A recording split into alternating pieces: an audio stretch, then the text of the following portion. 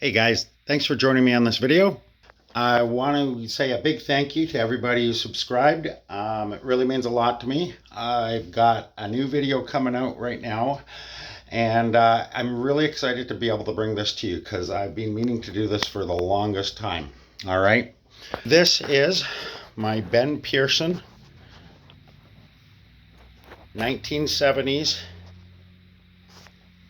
compound crossbow, or compound bow, sorry.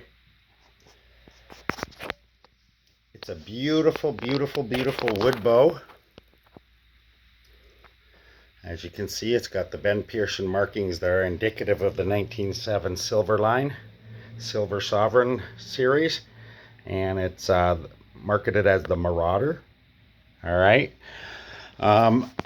These are just some of the arrows that I've used. I've had this bow for about, I'd say about a year now. So I've gotten pretty proficient at it. Let me do one thing real quick here. Awesome. You guys see me? All right. One of the big things about this bow that I really, really, really, really love is its dial-a-yield, dial-a-pull weight.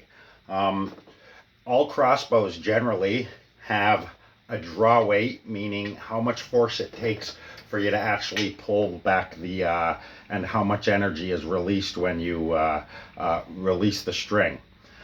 When I first got this, it was on a 60-pound draw weight, and I actually couldn't pull it back. Through practice and practice and practice, I've managed to be able to do it pretty darn easy.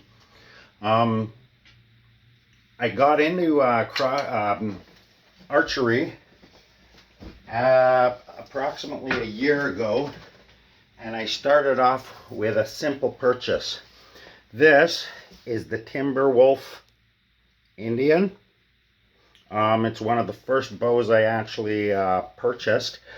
It's fixed limb, meaning you can't dial it in with an Allen key like the other one.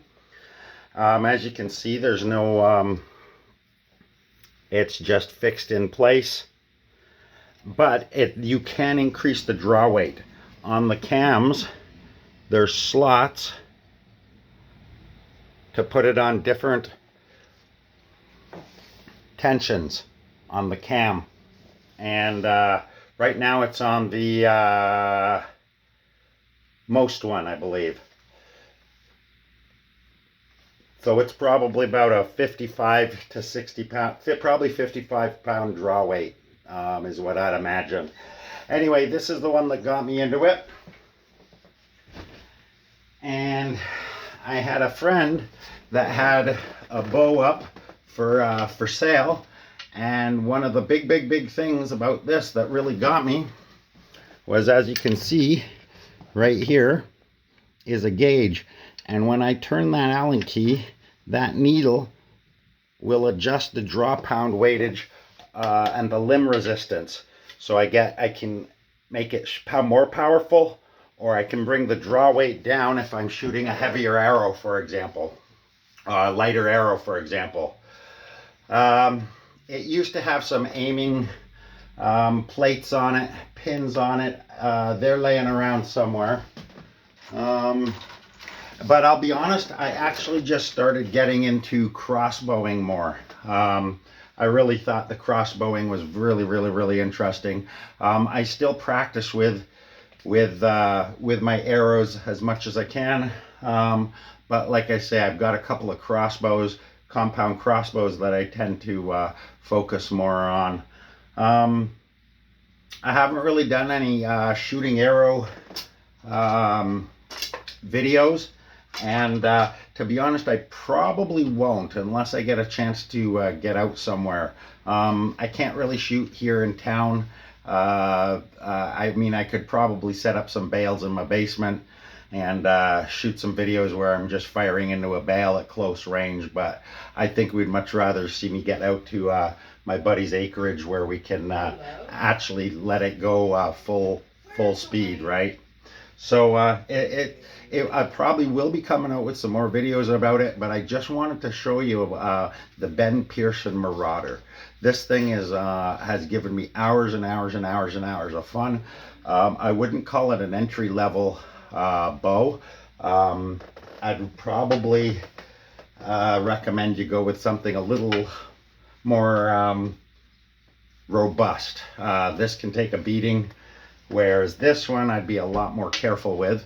One of the big advantages of this particular model over my prior model is simply that this one, nothing's protecting the cams. So if I rest it on the ground or I rest it on its edge, the pressure is being put on directly onto my cams. And not a poor design by any means, but it is a design flaw that I was looking for a solution to that. And fortunately, the Pearson Marauder is what actually came up with the most adequate solution, which was this. They've mounted their cams on the end using steel limb ends, and what it does is it protects the cam from when my clumsy ass is banging it around and not really caring about the ends. So it's just something to think about if you're getting into archery, how rough you are on your stuff and how much abuse you're going to put through it. That's why this one really appealed to me, plus the dial yield limbs system and the overall general feel of it really appealed to me and got me really more into archery. But don't get me wrong, the Timberwolf Indian is an amazing bow, and I'll always have that one forever and ever and ever. Leave a like in the comments, let me know what you think. I've been through a number of probably about 30 arrows out of this quiver. This, believe it or not, oh, thank you, Teresa. I really appreciate this. This was so much fun to use out in the field.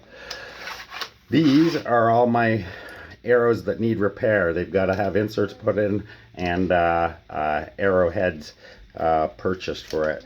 I do have some razorback arrowheads, but I'm afraid to use them because if I put them into, for example, a hay bale or whatever, then I'm not able to use them. So all my razorhead arrows heads I've been keeping and saving. But there you go. At a later date, maybe we'll buy a pig or something, or get some ballistics gel and fire off a few of the razorback arrowheads, either through the bow or through with my compound crossbow. See what happens. Anyway, again, sorry I kind of rambled on. Thank you for joining me on this video. I'm glad I was able to show you a little bit of some of what I do in my spare time and recreational time when I'm not looking after my sweet dear little wife. All right, thanks again, and I will see you guys on the next video.